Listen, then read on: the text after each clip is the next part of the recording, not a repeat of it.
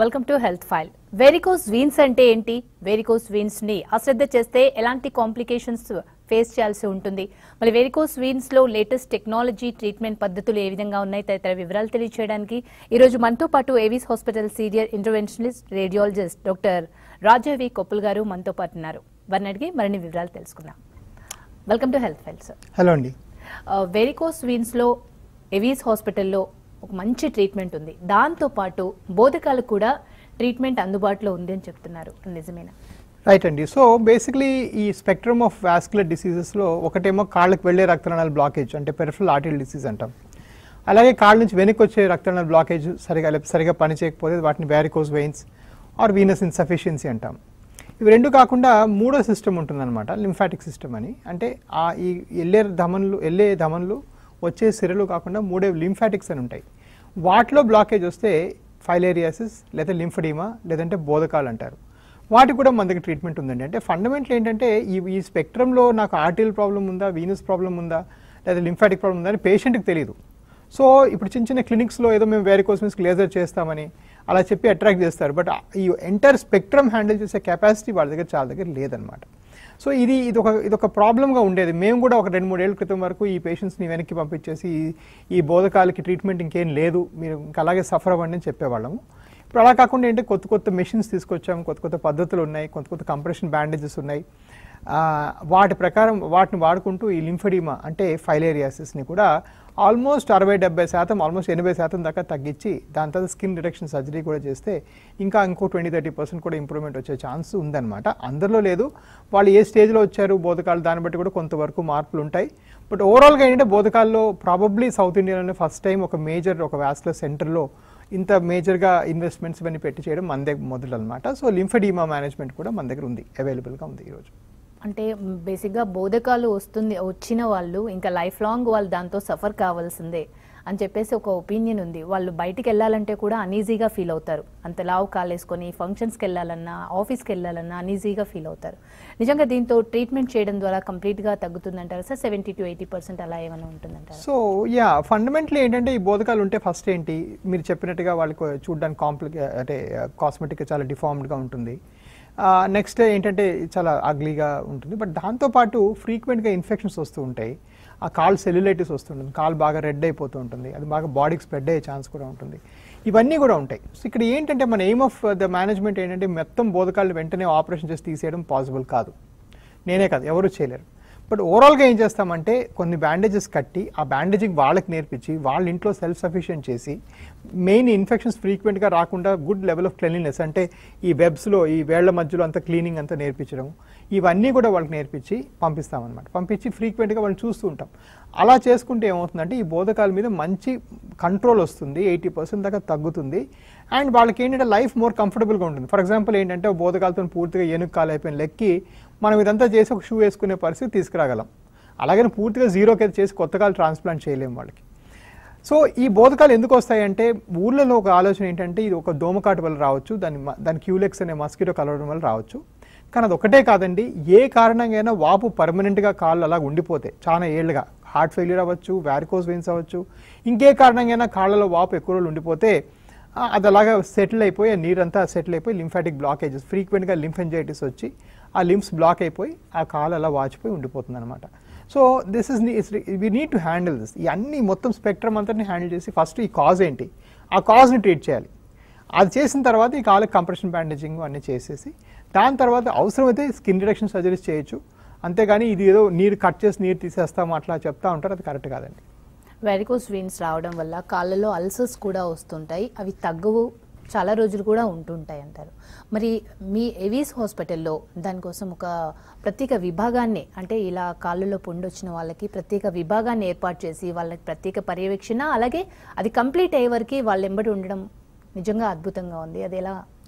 Right అండి. So నేను 2013లో US నుంచి వెనక్కి వచ్చేటప్పటికి అక్కడ మేము యూఎస్లో కూడా ఏంటంటే వ్యారికోస్ వెయిన్స్ అంటే వ్యారికోస్ వెయిన్స్ చేయడమే, ఈ పుండ్లకేమో వేరే డిపార్ట్మెంట్కి పంపించేంత చేసేవాళ్ళం అమెరికాలో కూడా. ఇక్కడికి వచ్చినాక ఏంటంటే ప్రాబ్లం ఇంకోలాగా అనిపించింది. ఎందుకంటే పేషెంట్స్ పాపం వాళ్ళకి వెయిన్స్ ఉన్నాయో లేదో తెలియదు, వాళ్ళకి ఉన్నది తెలిసిందంతా కాళ్ళు పుండు పట్టడమే. సో ఈ పుండు తగ్గించడానికి మేము ఏం చేసామంటే దాని మీద చాలా శోధన చేసి మా దగ్గర కంప్లీట్ వూండ్ కేర్ సర్వీసెస్ అన్నీ ఉన్నాయండి. మొత్తం పెద్ద డిపార్ట్మెంట్ ఉంది వూండ్ కేర్కి. ఇప్పుడు ఏం చేస్తున్నారంటే చాలామంది చిన్న చిన్న ఒక ఫ్లాట్లలో అంతాను వాస్కులర్ క్లినిక్స్ పెట్టి ఈ వూండ్ కేర్ అక్కర్లేదు, ఈ వెయిన్స్ చేసేస్తే ఇంటికి వెళ్ళిపోవచ్చు, మీకు 4 లేయర్ అక్కర్లేదు, ఇలాంటి ఫ్రాడ్యులెంట్ క్లెయిమ్స్ చేస్తున్నారంటే అది కంప్లీట్లీ ఫ్రాడ్యులెంట్. ఈ 4 లేయర్ ఏంటంటే 4 లేయరా 2 లేయరా 3 లేయర్ అనేది పాయింట్ కాదు. పాయింట్ ఏంటంటే అడిక్వేట్ కంప్రెషన్ మేనేజ్మెంట్. అంటే వారికోస్ వెయిన్స్లో రక్తం కింద వచ్చేలా ఉండిపోయిన దాన్ని పైకి పంపించడానికి ఎవరైనా పద్ధతి ఫాలో అవ్వకపోతే ఆ కాల్ కన్ఫర్మ్గా ఫెయిల్ అవుతుంది, కన్ఫర్మ్గా మళ్ళీ ఆ వూండ్ వచ్చేస్తుంది. So no question about it. 4 layer management అయితేనేమి, లేకపోతే పాత రోజుల్లో ఊనా బూట్ అనేవాళ్ళము, యూకేలో ఊనా బూట్ అని ఉండేది, అది యాక్చువల్గా ప్లాస్టర్ కాస్ట్ లాగా వేసేవాళ్ళు నా చిన్నప్పుడు. అది వేసుకోవడానికి చాలా అన్కంఫర్టబుల్గా ఉంది కాబట్టి 4 లేయర్ బ్యాండేజ్ చేస్తున్నాం. ఇప్పుడు కొత్త జర్మన్ టెక్నాలజీ ప్రకారం 2 లేయర్ షార్ట్ స్ట్రెచ్ బ్యాండేజ్ అని వచ్చాయి. ఇలాగ ఏదో ఒక ప్రొటెక్షన్ ఇచ్చి కాల్ని ప్రొటెక్ట్ చేసి మళ్ళీ రక్తం పైకి పంపించి ఆ వూండ్ దగ్గర బ్లడ్ కలెక్ట్ అవ్వకుండా మేనేజ్ చేయకుండాను ఏదో ఫ్రాడ్యులెంట్గా కొంతమంది అలా చేస్తాం, చాలా తప్పండి. They have no ethics. But then అలా సరే మనం ఏం చేస్తాం, మన పేషెంట్ ఇంపార్టెంట్. గుర్తుపెట్టుకోండి, వూండ్ ఫామ్ అయిన తర్వాత కంప్రెషన్ బ్యాండేజింగ్ లేకపోతే అడిక్వేట్ కంప్రెషన్ మేనేజ్మెంట్ చేయకపోతే కాల్ డెఫినెట్గా ఫెయిల్ అవుతుంది ఆ వూండ్. ఓకే, వారికోస్ వీన్స్ గురించి ఇప్పటివరకు మాట్లాడుతున్నాం. అసలు వారికోస్ వీన్స్ అంటే ఏంటి, ఎందుకు వస్తాయి అంటారు, దీని చికిత్సా పద్ధతులు ఏ విధంగా ఉంటాయంటారు? రైట్ అండి. సో వారికోస్ వెయిన్స్ అంటే ఏంటంటే బేసిక్లీ మన కాళ్ళకేమో ధమన్లు రక్తం తీసుకొస్తాయి, అంటే ఆర్టరీస్. ఇవి కాకుండా వెయిన్స్ ఏమో మనకి వెనక్కి తీసుకెళ్తాయి అనమాట. ఈ తీసుకెళ్లేవి 2 రకాలు ఉంటాయి. కొన్ని లోపల చొచ్చుకొని ఉంటాయి, డీప్ వెయిన్స్ అని, కొన్ని స్కిన్ కింద ఉంటాయి. ఆ స్కిన్ కింద ఉండే వెయిన్స్లో రక్తం సరిగా ప్రవహించకుండా కొన్ని కవాటాలు అంటే వాల్వ్స్ ఫెయిల్ అయిపోవడం వల్ల బ్లడ్ మళ్ళీ కిందకు వచ్చేదాన్ని వారికోస్ వెయిన్స్ అంటారు. చాలా కామన్ కండిషన్ అండి, 16 to 18% పీపుల్లో మనం చూస్తాం. ఎక్కువగా ఏ వృత్తుల వారికి ఇది వస్తుందంటారు? రైట్ అండి. సో వారికోస్ వెయిన్స్ రావడం, ఫార్మేషన్ ఆఫ్ వారికోస్ వెయిన్స్ ఏమో అదొక జెనెటిక్, మోస్ట్లీ జెనెటిక్ ప్రిపాండరెన్స్ ఉంటుంది. అంటే మీ ఫ్యామిలీలో మీకు జనువుల్లో మీకు కొంచెం లోపాల వల్ల అలా వస్తుంది. 81 to 85% varicose veins family history ఉంటుంది, అంటే వాళ్ళ ఫ్యామిలీ ఎవరికి ఉందని చెప్తా ఉంటారు. కాకపోతే వచ్చిన వారికోస్ వెయిన్స్ తీవ్రత, సివియారిటీ పెరగడానికి మాత్రం స్టాండింగ్ జాబ్స్ చేసుకునే వాళ్ళలో, ఎక్కువగా నిల్చుని ఉద్యోగాలు చేసుకునే వాళ్ళు అది ఎక్కువ ఛాన్స్ ఉందని మనం నోటీస్ చేస్తుంటాం. ఓకే, అంటే ఈ మామూలుగా చూసుకుంటే వెరికోస్ వీన్స్ వస్తే ఆపరేషన్ చేయడము అలాంటివి ఉన్నాయి, కానీ అది చాలా పెయిన్ఫుల్తో కూడుకున్న పని. ఇప్పుడు లేటెస్ట్ టెక్నాలజీ ఏవీస్లో ఏది అందుబాటులో ఉందంటారు? రైట్ అండి. So we have been a constant innovator in recent vein technologies అనమాట. ఏం చేస్తున్నామంటే ఇప్పుడు లేటెస్ట్గా ఏంటంటే లేజర్స్, రేడియో ఫ్రీక్వెన్సీలు ఉన్నాయి. ఆ లేజర్స్లో కూడా మన దగ్గర 3 మెషిన్స్ ఉన్నాయి, 14 నానోమీటర్ మెషిన్స్ అన్నీ ఉన్నాయి. సో ఫండమెంటల్ ఏంటంటే పాత రోజుల్లాగా ఎక్కడ కట్ చేయాల్సిన అవసరం ఇప్పుడు కొత్తగా లేదు. మనం దగ్గర 12,000 మంది పేషెంట్స్కి ఆపరేట్ చేస్తాం, ఆల్మోస్ట్ 13,000కి వస్తుంది ఇది. అండ్ ఈ 13,000 పేషెంట్స్లో కూడా ఎవరికి కట్ చేయడం కానీ, కుట్లేయడం కానీ, మత్తీయడం కానీ లేకుండా చేయడం జరిగింది. సో ఈ లేజర్స్ ఏం చేస్తామంటే చిన్న సూది పెట్టి లోపల ఒక వైర్ పెట్టి వెయిన్స్ని కరిగిచ్చేస్తాం. ఎక్కడ కట్ చేయడం, కుట్లేయడం, మత్తీయడం. సో చాలామంది క్లినిక్స్ ఏమంటే మీకు ఎన్ఎస్సీసీ చెకప్ అని పంపిస్తూ ఉంటారు. అసలు ఎన్ఎస్సీసీ ఇచ్చే అవసరమే లేదండి, వాళ్ళు సరిగ్గా లేజర్ చేస్తే 8 to 10 minutesలో అయిపోతుంది లేజర్ ఆపరేషన్. సో ఇది చాలా సింపుల్ ప్రొసీజర్ అండి, ఇది చేసుకుంటే వెంటనే తగ్గిపోతుంది. ఏదైనా హాఫ్ అన్ అవర్కి వెళ్ళిపోవచ్చు. ఇవాళ ఏబీస్లో 14 మంది పేషెంట్స్కి చేస్తున్నాం. సో ఇది రోజు ఇదే మనం చేసేది. సో ఇది చాలా సింపుల్ ప్రొసీజర్. అంటే లేజర్ ఎబ్లేషన్ వల్ల ఏ విధమైన లాభాలు ఉంటాయంటారు? అంటే మీరు సింపుల్ ప్రొసీజర్ అంటున్నారు కదా, అంటే అది ఆ వర్క్ చేసుకోగానే నెక్స్ట్ రోజు నుంచి డ్యూటీస్కి అలా వెళ్ళిపోవచ్చు అంటారా లేజర్ ఎబ్లేషన్ చేసిన తర్వాత? రైట్ అండి. So first of all laser ablation కానీ సరిగ్గా చేస్తే చేసే డాక్టర్కి సరైన ఎక్స్పీరియన్స్ ఉంటే మీకు ఎటువంటి ఎన్ఎస్సీసీ అక్కర్లేదు. ఎన్ఎస్సీసీ ఏమి ఇవ్వం కాబట్టి వెంటనే లేచి నడుచుకొని పనులు చేసుకోవచ్చు. ఫండమెంటలీ ఎక్కడ కట్ చేయడము, కుట్లేయడము, దుష్ప్రభావాలు ఏమి ఉండవు, మీకేం కుట్లేయడం ఉండదు కాబట్టి సేమ్ డే మీరు లేచి నడుచుకోవచ్చు, మీ ఇంటి పనులన్నీ చేసుకోవచ్చు, మెట్లు ఎక్కొచ్చు, దిగొచ్చు, అన్ని బాత్రూమ్కి వెళ్ళొచ్చు, అన్నీ వెంటనే చేసుకోవచ్చు. అది నెంబర్ 1 అడ్వాంటేజ్. నెంబర్ 2 అంటే రిటర్న్ టు వర్క్, నుంచి వర్క్ చేసుకోవచ్చు. యూజువల్గా చిన్న జాబ్స్ అన్ని చేసుకోవచ్చు. స్ట్రెన్యూస్ ఎక్సర్సైజ్ అవాయిడ్ చేయమంటాం వారం 10 రోజుల దాకా. అది కాకుండా వేరేవన్నీ చేసుకోవచ్చు. బట్ ఇవన్నిటికన్నా పెద్ద ప్రయోజనం ఏంటంటే, పెద్ద యూజ్ ఏంటంటే, ఈ లేజర్ ఆపరేషన్ కానీ సరైన డాక్టర్స్, బాగా ఎక్స్పీరియన్స్ ఉన్న డాక్టర్స్ కానీ చేశారంటే వాళ్ళ సక్సెస్ రేట్ 96 నుంచి 97% ఉంటుంది. సో అప్పుడు ఏమవుతుందంటే ఇలాంటి వాళ్ళకి 100 మందికి చేస్తే 97 మందిలో మళ్ళీ 5 ఏళ్ళలో ఈ ప్రాబ్లం తలెత్తదు. వేరే కట్ చేసే ఆపరేషన్ కానీ సరిగ్గా మంచి డాక్టర్ చేసినా కూడా 60% success. So laser is more successful, shorter stay and almost immediate recovery. Doctor గారు, ముఖ్యంగా ఈ వెరికోస్ వీన్స్లో స్టేజెస్ అంటూ ఏవైనా ఉంటాయా? సాక్సెస్ వేసుకుంటే తగ్గిపోతుంది అని అంటారు, అది ఏ స్టేజ్లో ఉన్న వారికి తగ్గుతుంది అంటారు? రైట్ అండి. సో బేసిక్లీ వారికోస్ వీన్స్ ఒకసారి వచ్చాయి అని డిసైడ్ చేసుకున్నాక there are different methods of treatment అనమాట. ఫస్ట్ ఆఫ్ ఆల్ ఏంటంటే ఎర్లీ వారికోస్ వెయిన్స్ కానీ ఉంటే దానికి కొన్నాళ్ళు సాక్స్ వేయొచ్చు. కాకపోతే ఏంటంటే ఈ సాక్స్ వేసుకునేటప్పుడు నెంబర్ 1 మనం గుర్తుపెట్టుకోవాల్సిన విషయం ఏంటంటే సాక్స్ వల్ల పర్మనెంట్గా వారికోస్ వెయిన్స్ తగ్గవు. టెంపరీగా ఆ రోజుకి అది కంప్రెషన్ పెట్టి కొంత ఇంప్రూవ్మెంట్ వస్తుంది.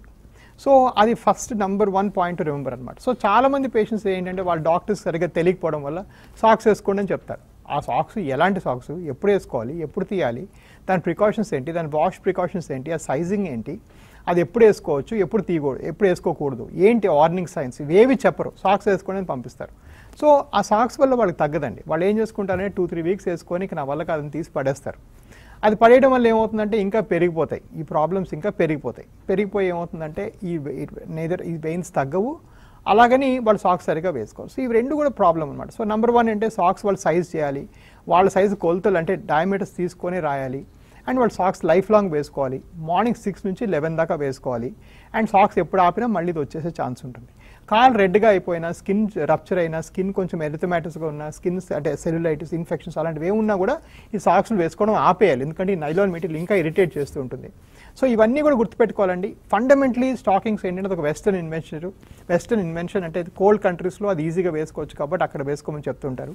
మన హాట్ ఇండియన్ వెదర్కి ఏంటంటే ఇది వేసుకోవడం చాలా కష్టము. సో ఆ పేషెంట్కి సైజ్ చేసి సూట్ చేసి వాళ్ళ పర్సనల్ బిహేవియరల్ స్టైల్ చూసుకొని తీయాలి. వెరికోస్ వెయిన్స్కి మరి సాంప్రదాయ పద్ధతులు ఎలా ఉంటుందంటారు చికిత్సా విధానం? రైట్ అండి. వెరికోస్ వెయిన్స్కి సాంప్రదాయ చికిత్సలు వచ్చేటప్పటికి పాత రోజుల్లో వెయిన్స్ అన్ని కట్ చేసి తీసేవాళ్ళం అనమాట. ఈ కట్ చేసే ముందు అంటే నడుములో సూది ఇచ్చేవాళ్ళం. సూదిచ్చి ఎనెస్థీసియా ఇచ్చి అంటే స్పైనల్ ఎనెస్థీసియా ఇచ్చి లేదంటే జనరల్ ఎనెస్థీసియా ఇచ్చి ఆ పేషెంట్ రెడీ చేసిన తర్వాత ఈ ఒక 2 దగ్గరలో కట్ చేసి ఒక పొడిగట్టు పుల్ల పెట్టి ఈ వెయిన్ని కట్టి తీసేవాళ్ళం. దాన్ని స్ట్రిప్పింగ్ అండ్ లైగేషన్ అనేవాళ్ళు. అది సాంప్రదాయ పద్ధతి. సాంప్రదాయ పద్ధతి పెద్ద డిసడ్వాంటేజ్ నెంబర్ 1 ఏంటంటే ఇది మేజర్ సర్జరీ. ఇది చేయడానికి 2-3 గంటలు పడుతుంది. ఇది అయిన తర్వాత 6-7 గంటలు రెస్ట్, కనీసం 6-7 గంటలు ఎనెస్థీసియా ఎఫెక్ట్ ఉంటుంది. దాని తర్వాత 3-4 రోజులు హాస్పిటల్లో ఉండాలి. ఇది చేసేటప్పుడు కనీసం 2-3 యూనిట్స్ రక్తం ఎక్కించాల్సి వస్తుంది. కనీసం 10-15 కుట్లు పడతాయి. ఇవన్నీ పడిన తర్వాత పేషెంట్ ఒక 10-15 రోజుల దాకా లేవడానికి పనికి రాకుండా ఉంటారు. ఆల్మోస్ట్ నెల దాకా ఉద్యోగంకి వెళ్ళలేరు. ఇదంతరికన్నా మోస్ట్ ఇంపార్టెంట్ అంటే కనీసం ఒక 60%లోనే ఇది సక్సెస్ అవుతుంది, 40%లో స్ట్రిప్పింగ్ ఫెయిల్ అయిపోతుంది. సో ఇది సాంప్రదాయ పద్ధతి అనమాట. ఇందాక మనం చెప్పినట్టు ప్రత్యామ్నాయంగా కొత్తగా మనం లేజర్స్ చేస్తున్నాం కాబట్టి తొందరగా తగ్గిపోతాయి.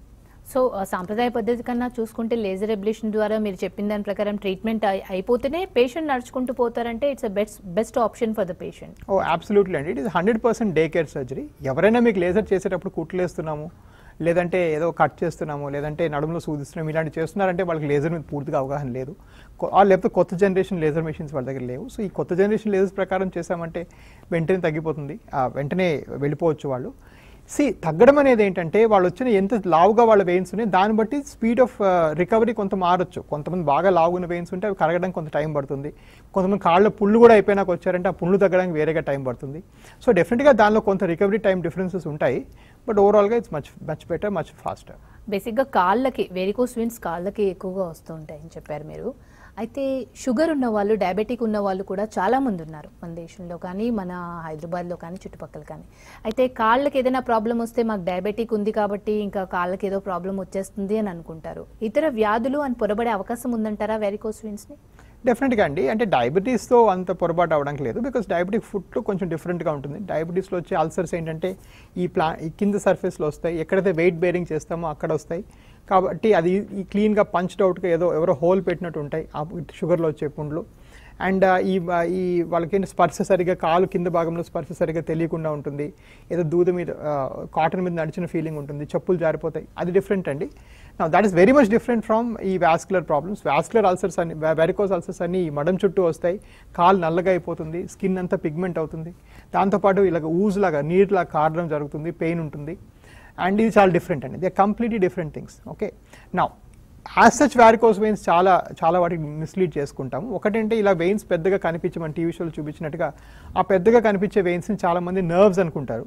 నర్వ్స్ అనుకుని న్యూరాలజిస్ట్ దగ్గరికి, న్యూరోసర్జన్స్ దగ్గరికి వెళ్తూ ఉంటారు. ఇది నర్వ్స్ కావు, ఇది డెఫినెట్గా వెయిన్స్. ఇది వాస్కులర్ డాక్టర్సే ట్రీట్ చేయాలి. న్యూరోసర్జరీ, న్యూరాలజీ డాక్టర్స్ చేస్తే తగ్గదు. నెంబర్ 2 ఏంటంటే కాళ్ళు ఇప్పుడు చూపించినట్టుగా రెడ్గా కానీ బ్లాక్గా కానీ పిగ్మెంటేషన్ వస్తుంది. ఆ పిగ్మెంటేషన్ యాక్చువల్గా దాని డెర్మటాలజీ లిటరేచర్లో కూడా stasis pigmentation, stasis pigmentation, stasis dermatitis, stasis eczema అలా అంటారండి. సో ఇది స్టేసిస్ వల్ల వస్తుంది, అంటే బ్లడ్ స్టాటిక్గా ఉండిపోవడం వల్ల వస్తుంది. సో ఆ బ్లడ్ స్టాటిక్ ఉండేదాన్ని మనం మార్చాలి. అది మార్చుకుంటేనే ఈవెన్చువల్గా ఈ స్కిన్ కూడా తగ్గుతుంది, లేకపోతే ఇది తగ్గదు. సో చాలామంది ఇది ఓన్లీ డెర్మటాలజిక్ ప్రాబ్లం అనుకొని ఓన్లీ డెర్మటాలజీ క్రీమ్స్ తీసుకోవడం, ఆయింట్మెంట్స్ తీసుకోవడం ఇవన్నీ చేస్తారు. దానివల్ల ఇది పెరిగిపోతుంది కానీ తగ్గదు. సో ఒకటి గుర్తుపెట్టుకోండి, ఇది మొత్తం స్కిన్ ప్రాబ్లం అయితే ఒళ్ళంతా రావాలి. ఒక్క కాలు కిందే వచ్చిందంటే యూజువల్గా ఇది ఒక వాస్కులర్ ప్రాబ్లంగా గమనించాలి, దాని సరైన ట్రీట్మెంట్ తీసుకోవాలి. ఈ ట్రీట్మెంట్ లేజర్ మీరు ఇస్తున్నారు కదా, అందులో బీపీ షుగర్ ఉన్న వాళ్ళు ఈ ట్రీట్మెంట్ తీసుకోవచ్చు అంటారా? డెఫినెట్గా తీసుకోవచ్చు అండి. బీపీ షుగర్ ఉన్న వాళ్ళు నాకు చాలామంది క్వశ్చన్ అడుగుతూ ఉంటారు అనమాట, మాకు షుగర్ ఉంది డాక్టర్ గారు మానదం అంటే. ఇక్కడ మానడానికి ఏం లేదండి, మీకు బేసిక్గా ఎక్కడా కట్ చేయట్లేదు, కుట్లేయట్లేదు, మత్తి ఇవ్వట్లేదు, కాబట్టి ఇక్కడ మానదు అనే కాన్సెప్ట్ ఏం లేదనమాట, తగ్గిపోతుంది. బీపీకి ఏం అసలు రిలేషన్షిప్పే లేదు. ఒకటే ఏంటంటే అన్కంట్రోల్ డయాబెటీస్ కానీ అన్కంట్రోల్ బీపీ కానీ పోస్ట్ ఆఫ్ పీరియడ్లో ఉంటే మీకంటే బీపీ ఉన్న వాళ్ళకి కాళ్ళు వాపులు రావడం చూస్తూ ఉంటాం కంట్రోల్ చేసుకోకపోతే. రెండోది ఏంటంటే షుగర్ కానీ కంట్రోల్ అవ్వలేదంటే మన పోస్ట్ ఆఫ్లో ఈ పుండ్లు ఏమన్నా ముందు కానీ ఫామ్ అయి ఉంటే అవి ఒక పట్టాన్ని తగ్గకుండా కొంచెం బాధ పెడతాయి. సో ఈ అల్సర్స్ని మనం మేనేజ్ చేయడం కష్టమైపోతుంది. అంతేగాని చేయడానికి ఇది కాంట్రాఇండికేషన్ కాదండి. ఇన్ఫ్యాక్ట్ మనకు ఉన్న వచ్చే పేషెంట్స్ ఆల్మోస్ట్ 20% మందికి షుగర్ బీపీ ఉన్న వాళ్ళకే మనం చేస్తాం. సో మనకు అదేం ప్రాబ్లం కాదు. వారికోస్ వెయిన్స్ అనేది ఏ వయసు వారికి ఎక్కువగా వస్తాయి? చిన్న వయసు వారికి ఇది లేజర్ ట్రీట్మెంట్ చేయొచ్చు అంటారా? అలాగే ఏజ్ పెద్దవాళ్ళకు కూడా? రైట్ అండి. సో మరీ యంగ్ చిల్డ్రన్ అంటే మరీ 14-13 కన్నా తక్కువ వయసు వాళ్ళకి వెయిన్స్ ఇలా ఉబ్బుతున్నాయంటే ఇది వెరికోస్ కాకుండా వేరే సిండ్రోమ్స్ ఏమైనా ఉన్నాయేమో లెక్క పెట్టుకొని చూడాలి. క్లిపెల్ట్రినాని సిండ్రోమ్ ఇట్లాంటివి ఏమైనా ఉన్నాయేమో చూసుకోవాలన్నమాట. సో వాళ్ళకి అంత కరెక్ట్ కాదు. 14 years was my youngest patient. 14 years నుంచి మనం చేయొచ్చు సేఫ్గానే. ఓల్డ్ అనేది ఏం లేదండి, ఎంత ఓల్డ్ పర్సన్ చేయొచ్చు. నా ఓల్డెస్ట్ పేషెంట్ 96 years. సో అదేంటంటే that's a question of life style. మీరు లైఫ్ స్టైల్ యాక్టివ్గా బతుకుదామని డిసైడ్ చేసుకుంటే వెయిన్స్ దాన్ని మీకు వాళ్ళ బాధ పెడుతుంటే డెఫినెట్గా చేసి తగ్గించాలి. అది వాళ్ళ లైఫ్ స్టైల్ బట్టి.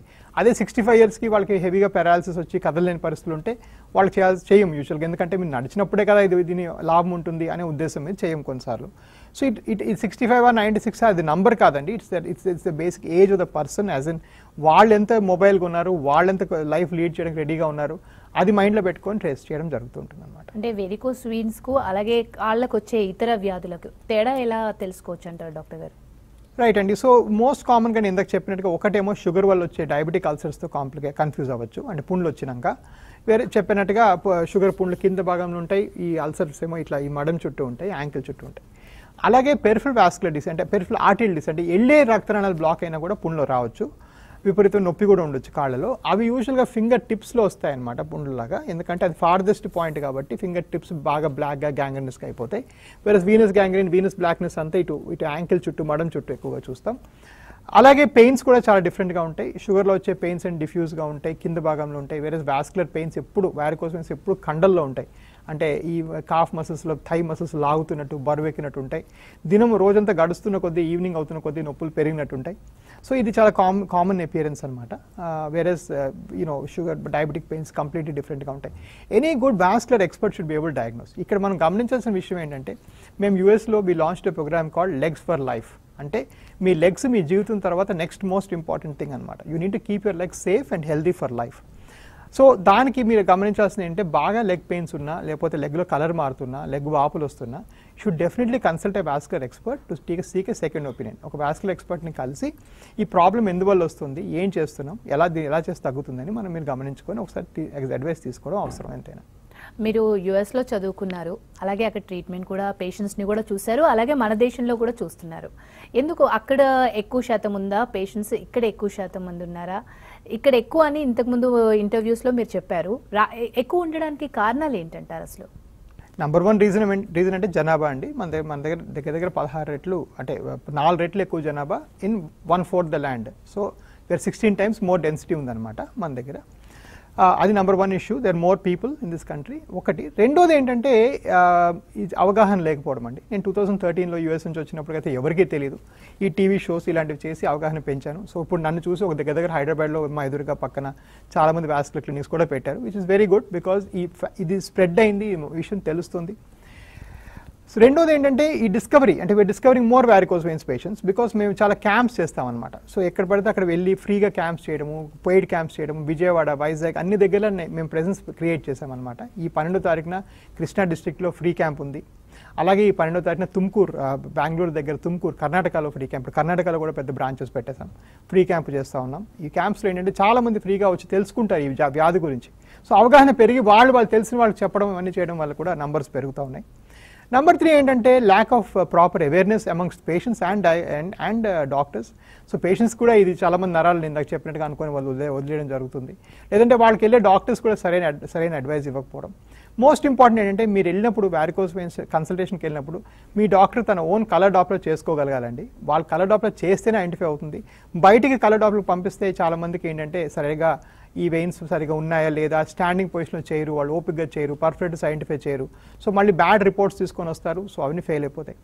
నేను హాస్పిటల్ పెట్టినప్పటి నుంచి హైదరాబాద్లో, ఇప్పుడు బెంగళూరులో ఎప్పుడు కూడా మనం స్కానింగ్ ఫ్రీగానే చేస్తూ ఉన్నాం. 3000 రూపీస్ వర్త్ ఆఫ్ స్కాన్ ఎప్పుడు ఫ్రీగా చేస్తున్నాం. ఎందుకంటే చాలామంది తప్పుడు రిపోర్ట్లు పట్టుకొస్తున్నారు. అదేం చేయాలో తెలియక ఆ రిపోర్ట్స్ మళ్ళీ వీళ్ళకి 3,000-4,000 స్పెండ్ చేయించడం ఇష్టం లేక we Ben doing a free scan అండి. ఓకే, అంటే ఏవి సార్ అంటే పేషెంట్స్ లోపల అవేర్నెస్ తీసుకురావడంతో పాటు వాళ్ళకి ఫ్రీ స్కాన్ చేయడం ద్వారా ఒక రకంగా మీరు వాళ్ళకి హెల్ప్ చేస్తున్నారు.